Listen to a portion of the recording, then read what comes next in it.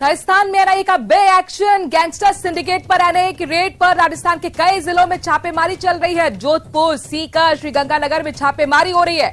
Gangsters के मददगारों पर भी शिकंजा कसा जा रहा है। हथियार और ड्रग सप्लायर्स पर यह छापेमारी की कार्रवाई को अंजाम दिया जा रहा है एनआईए की तरफ से।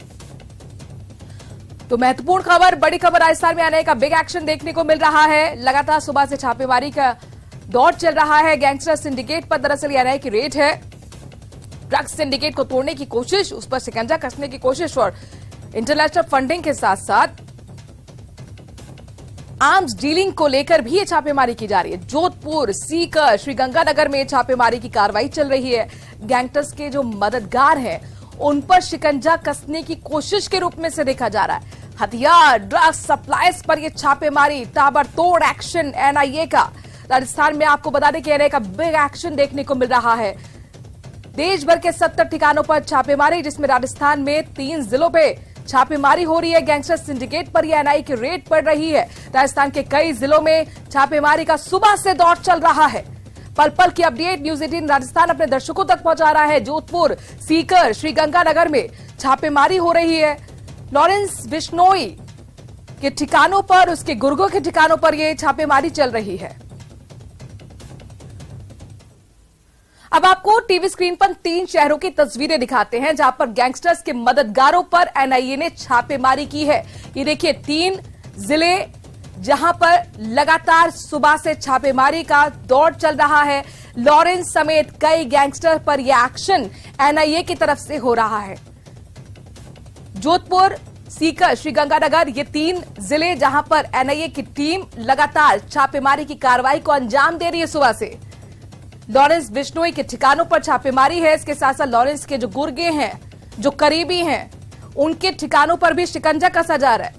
ड्रग्स डीलिंग, आर्म्स डीलिंग, इन तमाम पहलुओं पर यह छापेमारी चल रही है और माना जा रहा है कि गैंगस्टर और उनके जो सिंडिकेट है उस पर कैसे शिकंजा कसा जाए, इसको लेकर यह छापेमारी का दौर चल रहा है। लॉरेंस बिश्नोई जो कि इस वक्त जयपुर के थाने में है, रिमांड पर उससे पूछताछ हो रही है। माना जा रहा है कि उसके इनपुट के आधार पर ही इतनी ताबड़तोड़ एनआईए की छापेमारी की कार्रवाई देखने को मिल रही है।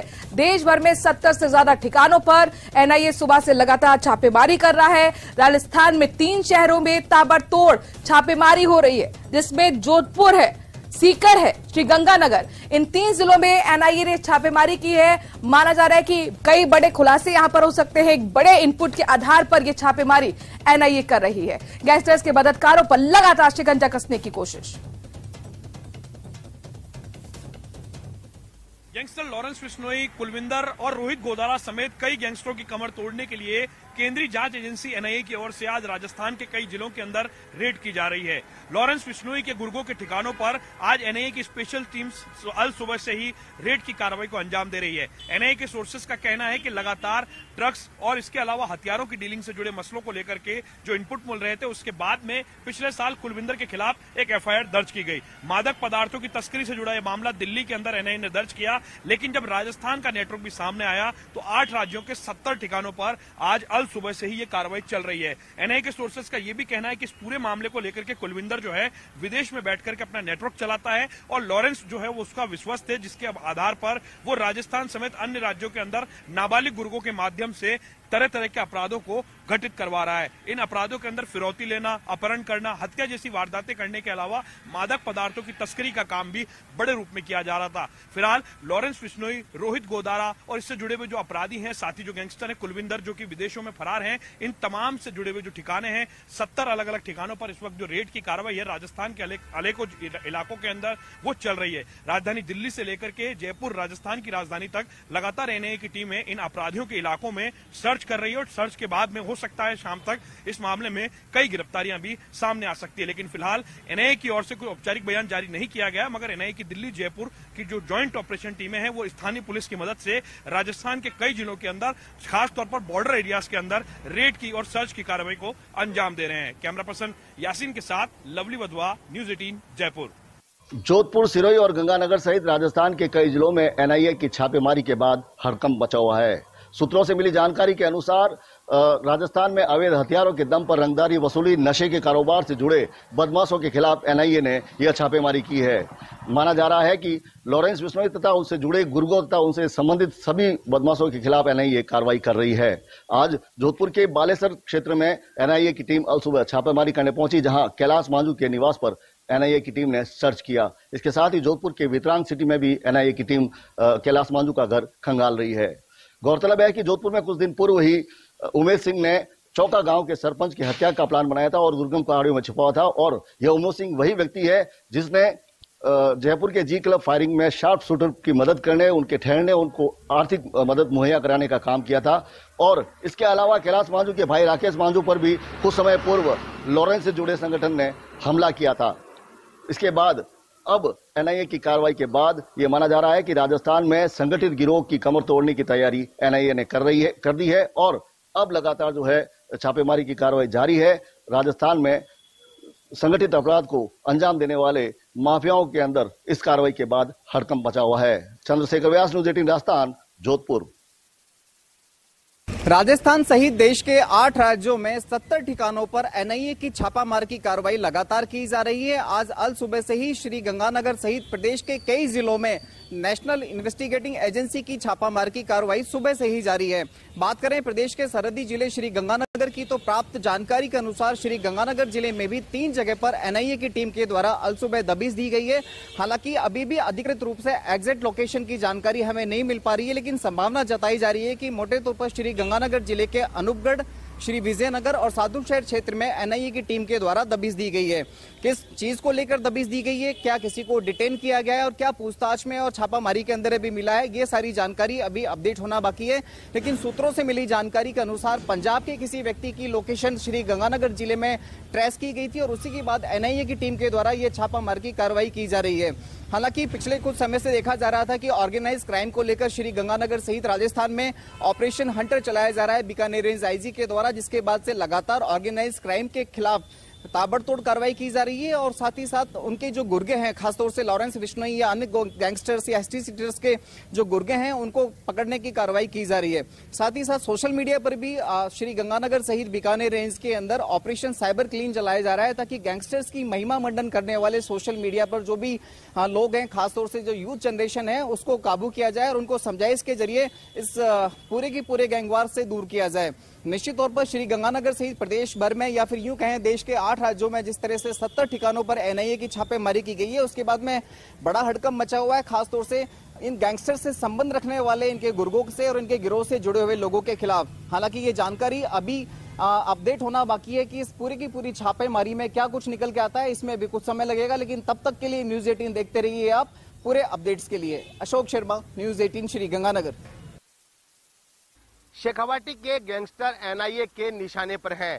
सीकर में एनआईए ने गैंगस्टर अनिल उर्फ पांड्या के गांव खांजी का बास में उसके घर में आज सर्च ऑपरेशन चलाया। सुबह 4 बजे एनआईए की टीम पांड्या के घर पहुंची और 9 बजे तक यानी कि 5 घंटे तक पूरे घर के चप्पे चप्पे की तलाशी ली गई। हालांकि जानकारी ये मिल रही है कि कोई बहुत ज्यादा जो वहां पर कोई चीजें नहीं मिल पाई हैं, लेकिन फिर भी एनआईए की जो कार्रवाई है उसको पूरी तरह से गोपनीय रखा गया और बहुत ज्यादा यहाँ की जो जांच एजेंसियां हैं या पुलिस है उनको भी जानकारी नहीं दी गई है। ऐसे में कहा जा सकता है कि एनआईए जो है इन गैंगस्टर पर शिकंजा कसने की तैयारी में है। संदीप हुड्डा, न्यूज 18 सीकर।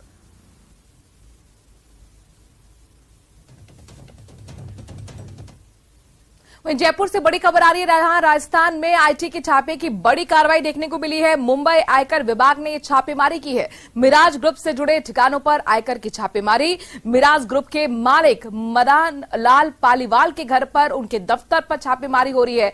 जयपुर, नाथद्वारा, उदयपुर, अजमेर, मुंबई सहित कई शहरों पे छापे चल रहे हैं, रेड पड़ रही है। शेल कंपनियों से ब्लैक मनी कर निवेश के मामले में छापेमारी की जा रही है। मिराज ग्रुप से जुड़े ठिकानों पर छापेमारी, उनके मालिक मदन लाल पालीवाल के घर पर और दफ्तर पर भी छापेमारी हो रही है। जयपुर, नाथद्वारा और साथ ही उदयपुर, अजमेर, मुंबई समेत कई ठिकानों पर छापेमारी। शेल कंपनियों से ब्लैक मनी कर निवेश के मामले में छापेमारी की जा रही है। राजस्थान में आईटी के छापे की बड़ी कार्रवाई हो रही है। जयपुर से बड़ी खबर अपने दर्शकों को बता रहे हैं, जहां पर आईटी के छापे की बड़ी कार्रवाई।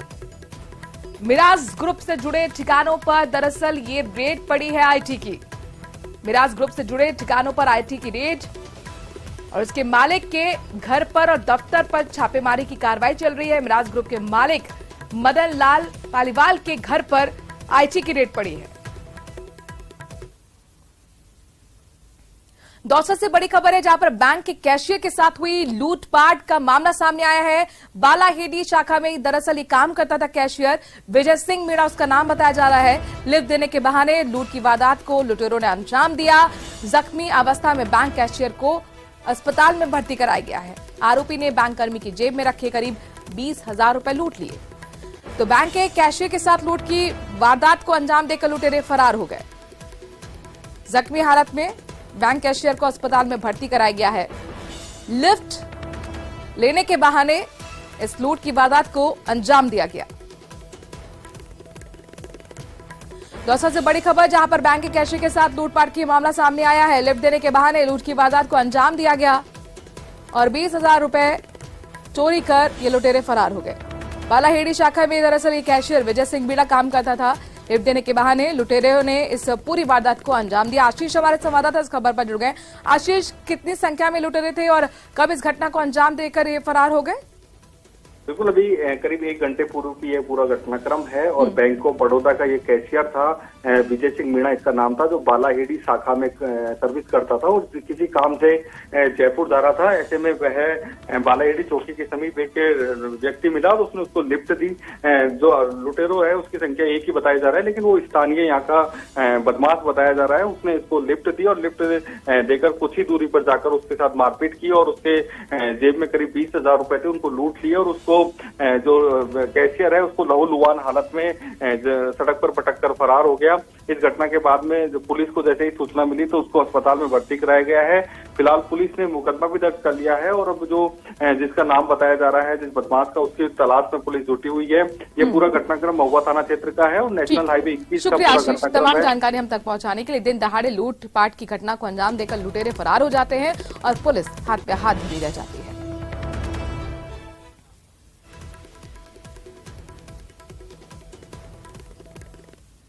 वहीं जोधपुर से बड़ी खबर आ रही है, जहां पर वकील लगातार अपना गुस्सा जाहिर कर रहे हैं। वकीलों ने मुख्य सोचती गेट चौराहे को जाम कर दिया है। हाईकोर्ट पुराना परिसर से दरअसल रैली निकालकर सोचती गेट पहुंचे हैं तमाम वकील।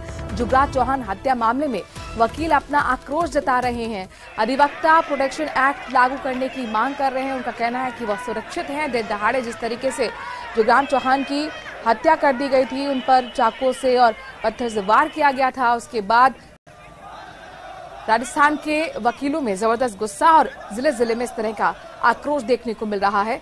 सोचती गेट चौराहे का जो मुख्य मार्ग है सोचती गेट, वहां पर दरअसल जाम लगा हुआ है। हाईकोर्ट पुराना परिसर से रैली निकालकर ये तमाम वकील सोचती गेट पहुंचे हुए हैं।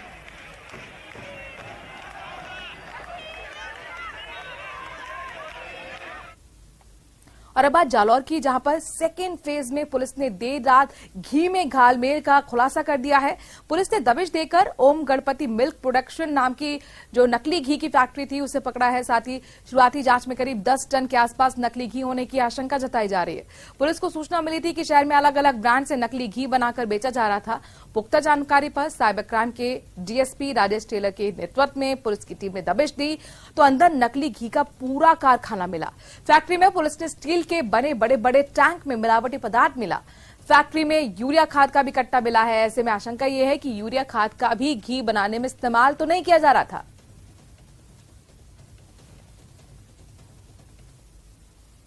गजानन घी के जो फैक्ट्री के जो मालिक हैं उन्होंने हमें एक शिकायत दी थी कि इस तरह से मार्केट में नकली घी प्रचलन में है। तो उसी शिकायत के आधार पर हमने यहाँ पर श्री मंदिर रोड पर एक फैक्ट्री है, इसकी कॉलोनी शायद फेज 2 है, फेज 2 कहलाता है। इस पर हमने जब यहाँ आके देखा तो हमें कई कंपनी के टीम और पैकिंग वगैरह मिली है।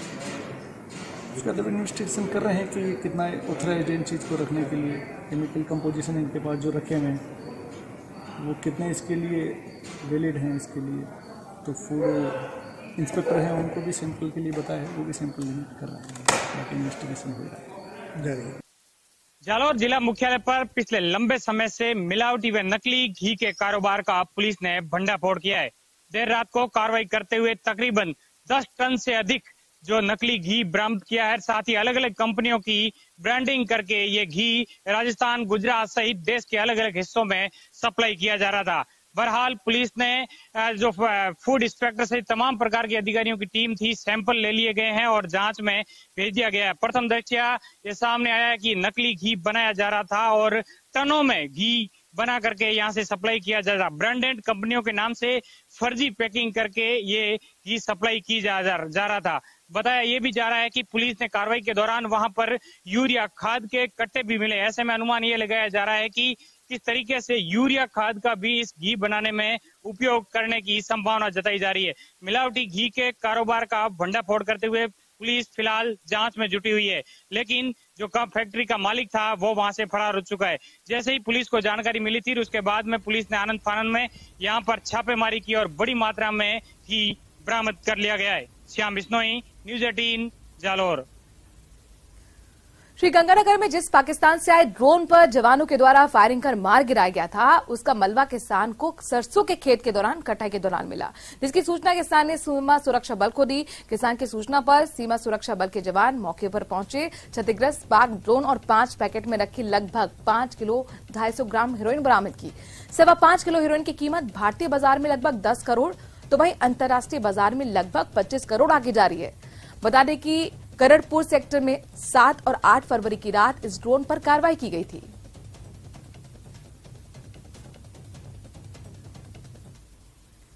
जयपुर से बड़ी खबर आ रही है, जहां पर प्रॉपर्टी डीलर विजेंद्र सिंह गुलाबबाड़ी हत्याकांड से जुड़ा हुआ अपडेट यह है कि गैंग सरगना शिवराज सिंह भागने की कोशिश करता हुआ नजर आया। पुलिस की गाड़ी से दरअसल जब भागने की वो कोशिश कर रहा था, इस दौरान वो जख्मी हो गया। बताया जा रहा है कि उसके पैर में फ्रैक्चर हुआ है।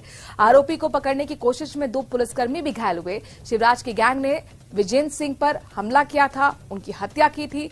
12 फरवरी को शिवराज को गिरफ्तार किया गया था। एसीपी ढोटवाड़ा इस पूरे केस की मॉनिटरिंग कर रहे हैं।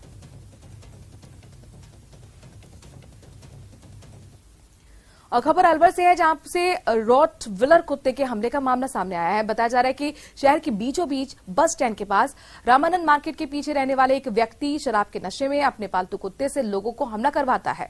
बता दें कि शराब के नशे में पहले तो व्यक्ति अपनी मां पर कुत्ते से हमला करवा चुका है, उसके बाद अपने भाई के पीछे भी कुत्ते को छोड़ चुका है, डंडों से उसके साथ मारपीट कर चुका है। स्थानीय लोगों का आरोप है कि रॉटविलर नस्ल के कुत्ते पर बैन लगा हुआ है, फिर भी नगर परिषद और जिला प्रशासन इसको ध्यान नहीं दे रहा। फिलहाल पुलिस ने एफआईआर दर्ज कर ली है। वो एक रॉटविलर डॉग है जो कि बैन है।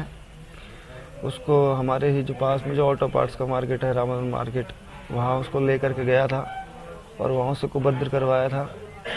काफ़ी चैनलों पर भी चला था उसका। फिर वो बाद में माफ़ी मांग लेता है, फिर दारू पीने के बाद में वैसा ही हो जाता है। फिर माफ़ी मांग लेता है, दारू पीने के बाद में वैसे ही हो जाता है। मेरा नगर परिषद से अनुरोध है कि इस कुत्ते का और इस लड़के का कुछ हल निकाले। धन्यवाद। अब मामला दर्ज कराया? जी, मामला आज दर्ज करवा दिया। श्रीगंगानगर से बड़ी खबर आ रही है। नहर में सिर कटी युवती के शव मिलने के मामले में अब तक पुलिस शिनाख्त नहीं कर पाई है। पंजाब और हनुमानगढ़ से भी कोई जानकारी जुटा नहीं पाई। नहर में कट्टे में दरअसल युवती का शव मिला था। इसके शिनाख्त की कोशिश पुलिस कर रही है, लेकिन अब तक उसको कामयाबी हाथ नहीं लगी है।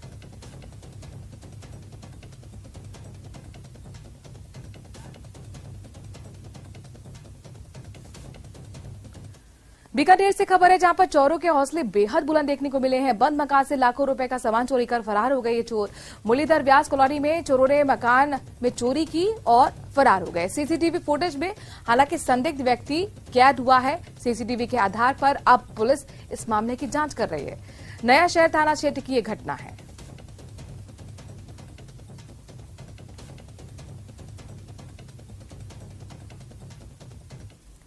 सीकर से बड़ी खबर है, जहां पर एसीबी की बड़ी कार्रवाई देखने को मिली है। थाना अधिकारी के नाम पर घूस लेते हुए 3 वकील को गिरफ्तार किया गया है। 50,000 की घूस लेते हुए इन तीनों को रंगे हाथों गिरफ्तार किया गया। दहेज प्रताड़ना के मामले में दरअसल 1 लाख रुपए मांगे गए थे। 70,000 में ये पूरा सौदा हुआ और मामले में थाना अधिकारी की बड़ी बात यह कि भूमिका संदिग्ध नजर आ रही है। सीकर एसीबी की टीम अब इस मामले की जांच कर रही है। दहेज प्रताड़ना के मामले में पुलिस के कांस्टेबल से घूस मांगी गई थी।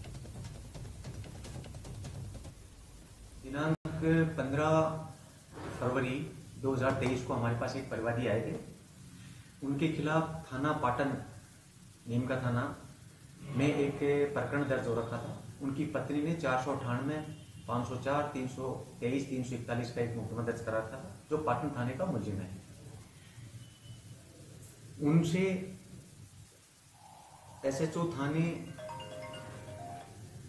पाटन के नाम से एक वकील सागरमल मीना जो उनके पास आते हैं और उन्होंने कहा कि आपका ये जो मामला है ये मैं इसको सेटल करा दूंगा, आपको 1 लाख रुपए लगेगा।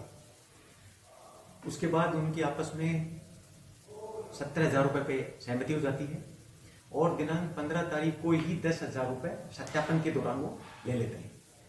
16 तारीख को हमने वापिस सत्यापन करवाया, 10,000 रुपए और ले लिए और आज 20 तारीख को नाइट में 50,000 रुपए रंगे हाथों सागरमल मीना को ट्रैप किया। उसी दौरान उसके पास एक और वकील थे, उज्जवल खोकर, जिन्होंने वो पैसे ले लिए और गिन के वो चलने लगे। जो ही वहां से निकलने लगे तो हमने उसको दोनों को डिटेन किया। पूछताछ में उन्होंने कहा कि हम ये SHO के नाम से पैसे ले रहे थे और उन्होंने स्वीकार किया कि हमसे ये हुआ है। अलवर में 2 लड़कियों की घोड़ी पर बैठाकर बिंदोरी निकाली गई। जिले के मुंडावर क्षेत्र में गांव चांदपुर में ये नजारा देखने को मिला है।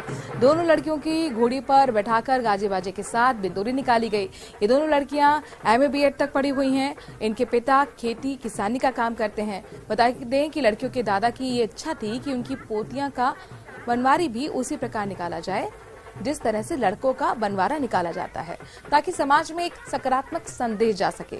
इस सराहनीय पहल की हर कोई तारीफ कर रहा है। बेटियों की शिक्षा और समाज में बढ़ती उनकी भागीदारी को लेकर लोग उत्साहित नजर आ रहे हैं।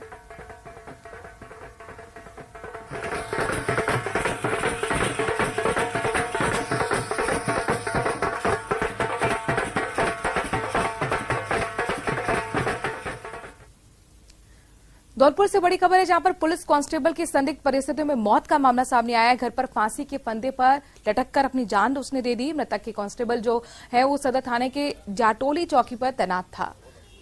पुलिस कांस्टेबल की संदिग्ध परिस्थिति में मौत का मामला सामने आया है। फांसी के फंदे पर घर पर लटककर अपनी जान दे दी। हालांकि क्या वजह रही, इस बात का खुलासा अब तक नहीं हो पाया है।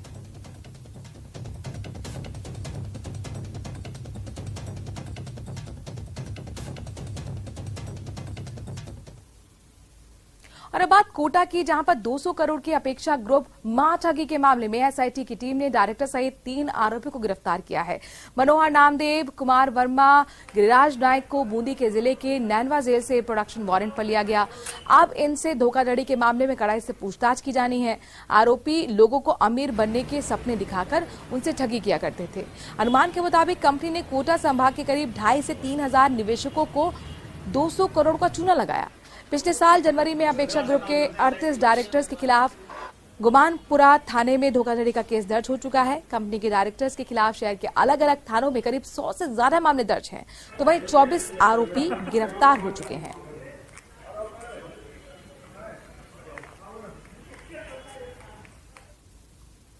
और अब बात अलवर की, जहां पर बजरंग दल के प्रांत संयोजक प्रेमचंद राजावत को फोन पर जान से मारने की धमकी दी गई है। भरतपुर जिले के 2 लोगों को जिंदा जलाने के मामले में मेवात में बजरंग दल और गौ रक्षा दल के संगठन से जुड़े लोगों को दूसरे राज्यों से फोन पर धमकियां दी जा रही हैं।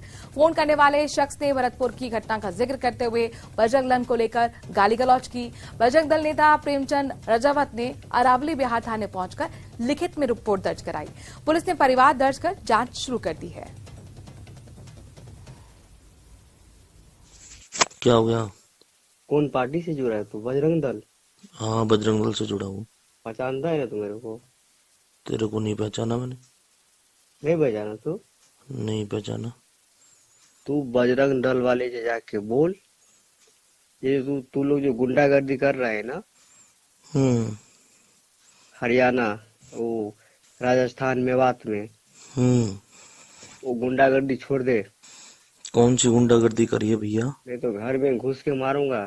आया समझ में? क्या नाम है तेरा? हाँ, क्या नाम है तेरा? तू बजरंग दल वाले को फोन करके बोल, तू लोग जो गुंडागर्दी कर रहे है ना, उसको छोड़ दे। बोल रहे भैया? रात में मैं तुम्हारा कॉल किया था ना। हाँ हाँ, पहचान गया? मैं नहीं पहचाना। क्या शुभ नाम है आपका? मोहम्मद अख्तर। मोहम्मद अख्तर। हाँ, अभी राजस्थान में। अभी बताओ क्या कहना चाह रहे हो आप मोहम्मद जी? राजस्थान में अभी 2-3 दिन पहले अभी जो हुआ है, आप क्या कहना चाह रहे हो? मेरे से क्या कहना चाह रहे हो? वो तो पुलिस का काम है भाई साहब, पुलिस करेगी। हमारा संगठन जो है ना, कोई विवाद नहीं था।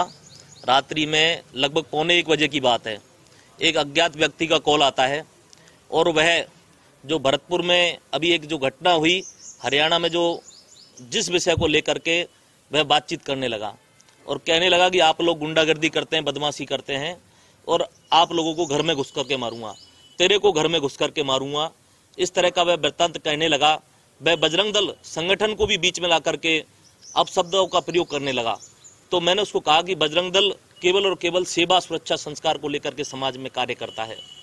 हमारे बजरंग दल के प्रांत संयोजक श्री प्रेम सिंह राजावत को जो धमकी दी गई है, बजरंग दल विश्व हिंदू परिषद ऐसी धमकियों से नहीं डरता, मगर हम क्या है कि भारत के संविधान में विश्वास रखते हैं। इसी को देखते हुए हमने आज FIR दर्ज की है।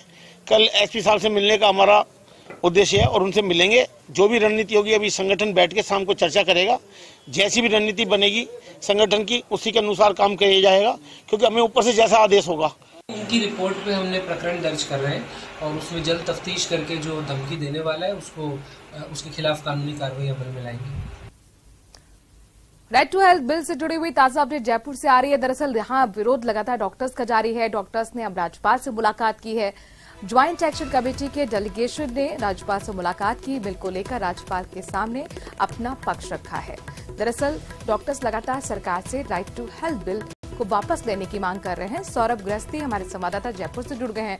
सौरभ, इससे पहले हमने खुद मुख्यमंत्री को सुना, उनका कहना था कि नाक बहुत सिकोड़ रहे हैं बिलिंग करने में, और चूंकि ये सेवा का काम है, पैसा बनाते हैं डॉक्टर्स।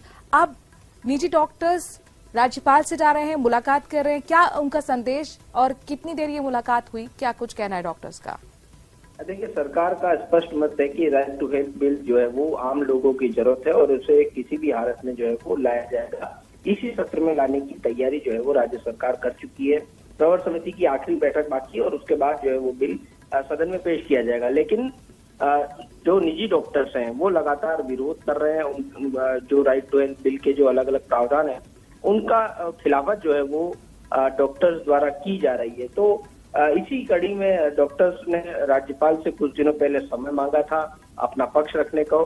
इसी कड़ी में जो है वो आज राज्यपाल से जो ज्वाइंट एक्शन कमेटी के प्रतिनिधि मंडल है उसने जो है वो मुलाकात की है और राज्यपाल से कहा है कि आप इस मामले में इंटरफेयर करें और सरकार को ये समझाएं कि राइट टू हेल्थ बिल का जिस प्रकार का विरोध डॉक्टर्स को क्यों करना पड़ रहा है। तो ये बात अभी डॉक्टर्स ने अपनी राज्यपाल के समक्ष रखी है। अब देखना होगा राज्यपाल इसमें क्या इंटरवीन करते हैं, क्योंकि पहले जो है वो बिल आना है, बिल आने के बाद संभवतः कुछ हो सकता है। लेकिन फिलहाल तो मुलाकात जो है वो राज्यपाल से हुई है और जो भी इनकी आपत्तियां थी उसको लेकर अपना पक्ष जो है वो डॉक्टर से रखा है। शुक्रिया सौरभ, तमाम जानकारी हम तक पहुंचाने के लिए। तो राइट टू हेल्थ बिल पर लगातार डॉक्टर्स का विरोध बरकरार है।